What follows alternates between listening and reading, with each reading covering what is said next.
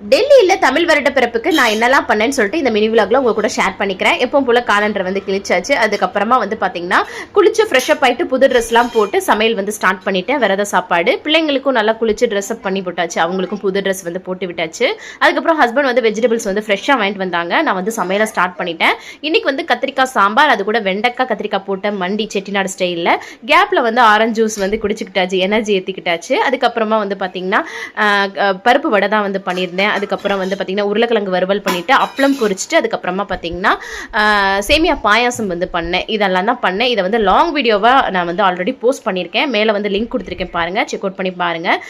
இன்ஸ்டாகிராமில் பார்க்குறீங்கன்னா என்னோட பயோவில் வந்து லிங்க் கொடுத்துருக்கேன், அதையும் சப்போர்ட் பண்ணுங்கள். சூப்பராக வந்து பார்த்தீங்கன்னா விரதம் விட்டு நாங்கள் வந்து சாமி கும்பிட்டோம் எல்லாருமே. அதுக்கப்புறம் சாப்பிட்டோம். இன்றைக்கி டே ரொம்ப சூப்பராக வந்து போச்சு. கடைசியாக வந்து கிச்சன் எல்லாமே க்ளீன் பண்ணிவிட்டு இன்றைக்கி டே வந்து கம்ப்ளீட் பண்ணியாச்சு. நாளைக்கு பார்க்கலாம். பாய்.